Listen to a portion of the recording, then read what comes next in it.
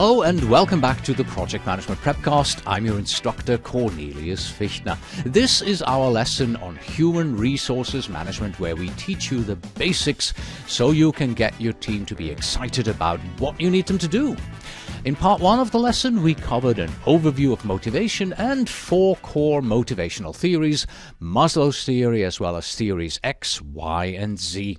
Now in part 2 we go through the remaining theories that build on the core theories that we learned from part 1, and we explain how you can apply these theories when you manage your team. Off we go with part 2. Hold on and enjoy the ride. The expectancy theory of Victor Vroom deals with motivation and management. Vroom's theory assumes that behavior results from an individual's conscious choices among alternatives. It assumes that people are motivated by outcomes. Hence, for managers to motivate someone, they must present the person with viable and appealing outcomes. The theory relies on the cognitive processes around the individual's choice between those outcomes. Therefore, the employee's performance is also based on individual factors such as personality, skills and abilities, knowledge and experience. It is important to dive into this concept further. The expectancy theory proposes that motivation has 3 factors. The first, oddly enough, is expectancy, where the employee determines the effort that is required for a given performance. Second is instrumentality. Here the employee answers the question, will superior performance or reaching that goal lead to the expected outcome? And then third is valence, which is whether the employee finds the outcome desirable. In other words, how much the person wants the reward or hates a punishment. Your motivation is the product of all these factors in combination. If one factor is off, for example, if a reward is insufficient or you don't think hard work will pay off, then you won't be motivated. For the exam, you're unlikely to be asked about these technical names of the factor. It's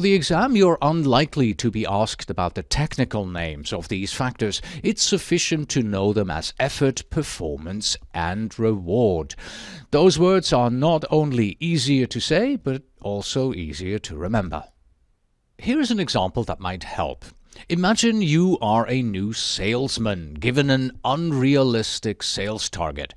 You don't trust management, but you are promised a plaque on the wall with your name on it if you meet your sales target. However, there are currently no sales plaques on the wall anywhere, feeding your mistrust.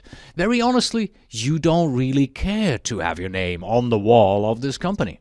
In contrast, imagine you are a salesman in another organization. You have been given training and a list of potential customers. You are confident that if you work hard, you will reach your sales goal for the month. You've made friends with another salesman who got a cash bonus last year, enough to pay for a family holiday trip, and you are keen to do the same. A cash bonus sounds very intriguing. Can you sense the difference in motivation? Expectancy theory explains why you'd have a very low motivation in one case, where you knew no matter how much effort you put in, your reward is of little value and you're not even sure it really exists. On the other hand, you'd have a high motivation if you are given an attainable goal where, if you reach it, you believe you'll get an award that you truly value. The next theory we want to discuss is Herzberg's theory of motivators and hygiene factors, developed in 1959. Frederick Herzberg constructed this theory based on research and factors affecting people's attitudes about work. This theory is also known as the two-factor theory. It is based on items classified by 2 factors. Simply put, some items, if absent, create dissatisfaction, and other items that, when present, create satisfaction. The first category, dissatisfaction, is also known as hygiene factors. According to the theory, it is not their presence that is a factor, but their absence. These are expected items that, when lacking, demotivate people. Examples of these items in Herzberg's order of importance are company policy, supervision, interpersonal relations, working conditions, and salary. Have you ever been in a situation where you find yourself weighing out these different factors in your job? For instance, assume that you are considering a new position at two different companies. One company pays you a higher salary than your expectations, but has horribly repressive policies that are against your core values. The other company pays you less than your salary expectations, but the company policies are fully aligned with your core values. Herzberg's theory says that you are much more likely to take the lower paying job. The extra money, a hygiene factor, does not offset the company policy. In contrast, there are satisfaction or motivational factors, which are elements that enrich a person's job. Herzberg found that once the hygiene factors were met, 5 motivational factors in particular increased job satisfaction, and these include achievement, recognition, responsibility, advancement, and the work itself. Motivators are associated with long-term positive effects on job performance, while the hygiene factor consistently produce only short-term changes in job attitudes and performance, which are quickly overpowered by factors of higher priority. You see that these satisfaction or motivational factors look a lot like Maslow's self-actualization items. All these individual theories are great and have all proven to be mostly true. However, in practice, how can you pull all of them together? Well, in 2010, a gentleman named Daniel Pink published a book called Drive, The Surprising Truth About What Motivates Us. It is based on research on how to motivate cognitive workers. These are the sort of people who typically manage and work on projects. We want cognitive workers to do well in tasks where they apply cognitive skills, decision-making, creativity, and higher-order thinking. Assuming that employees' key needs are met, Maslow's first 4 levels, Pink boils down all these theories into 3 key elements that we want to provide to motivate our project team members: autonomy, mastery, and purpose. First, autonomy. This says that people want to be self-guiding. They do not want to be overmanaged. This is simply the self-actualization pinnacle from Maslow, the trust of theory Y, and the satisfaction factors of Herzberg. In other words, let people do what they think is right. Second is mastery. This means that someone can become an expert in what they do. This comes straight out of Herzberg's motivational factors for achievement, recognition, and responsibility, and also Maslow's what a man can be, he must be. And his third element is purpose. What we do is for something other than just money. It could be to make a better widget, to reduce homelessness, or simply to experience the challenge of doing something new. You can recognize this as Herzberg's the work itself and achievement. Pink nicely encapsulates how we should structure our motivational practices in these 3 simple words: autonomy, mastery, purpose. The final theory we need to be aware of is the halo effect. This is not a motivational theory, but a negative behavioral tendency which can demotivate others.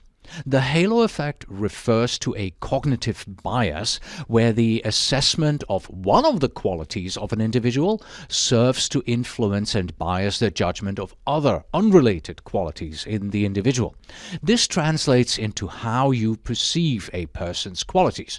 For example, appearance can be a big factor. It is well documented that the more attractive someone is, the higher others rate their abilities.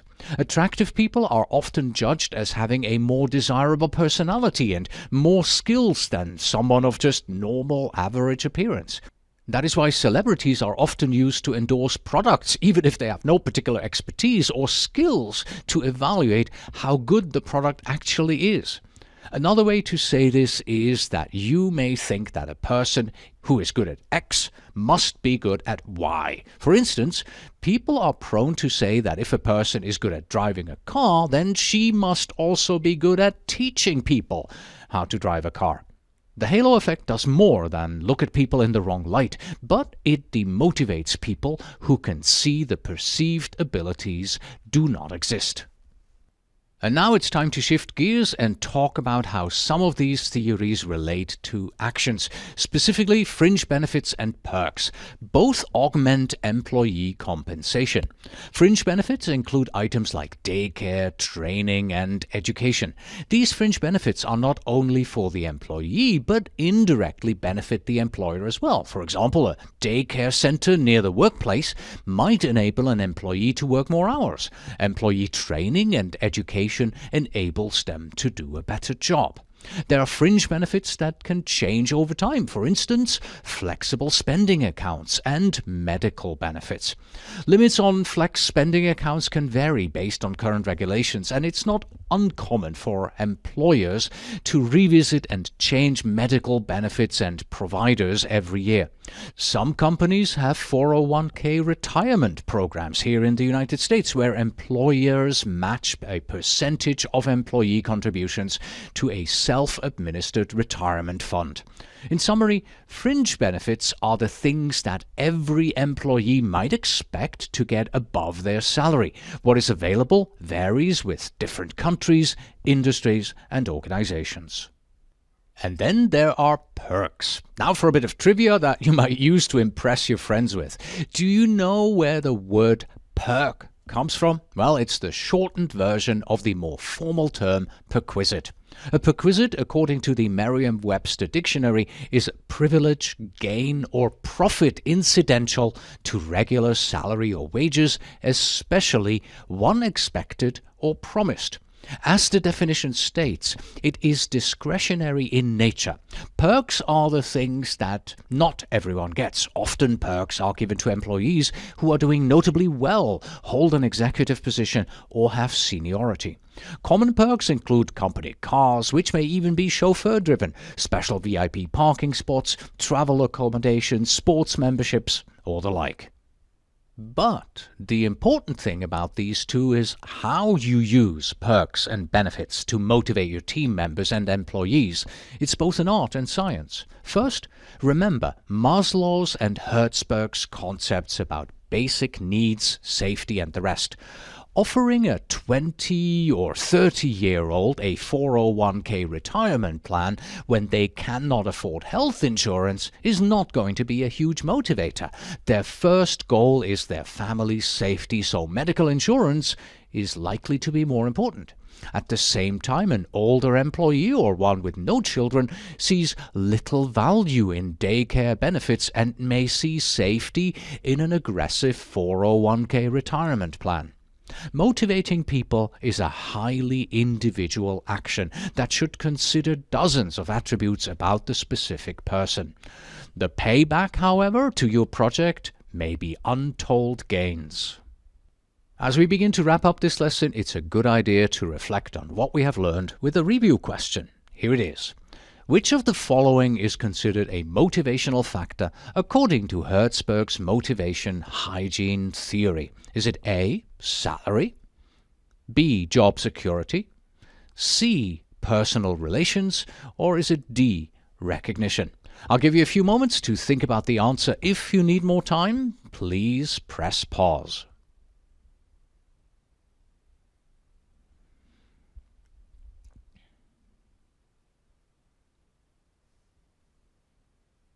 Are you ready? The correct answer is, of course, D, recognition. According to Herzberg's motivation and hygiene theory, motivational factors give positive satisfaction arising from the intrinsic conditions of the job itself, such as recognition, achievement, or personal growth. This wraps up our advanced lesson on human resources management theory.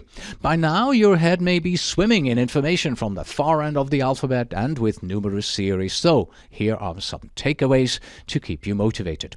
The expectancy theory assumes the power of motivation is in the hands of the employee. It states employees determine their motivation based on the expectations of what they get out of their efforts and performance as rewards. Herzberg's theory has many of the aspects of Maslow's, but is a slightly different format. His theory is that there are items that, if not present, demotivate people. Having those items, though, is not necessarily motivational for a long time. There are other items that, once you have the core hygienic factors addressed, however, are motivational. The fact that it breaks its classifications into two groups has also earned it the name of the two-factor theory. Everyone needs to be aware of the halo effect. It biases our perceptions to overrate someone's general abilities based on a special ability that they have in one specific area. And finally, if we are looking at perks and benefits, we should make sure that they are appropriate for the people we are dealing with. It makes no sense to give a person who does not have a home a chauffeured car. It does not make sense either to provide childcare to a person with no children. And that's it. Apply what you have learned from this lesson and you shall succeed. Until next time.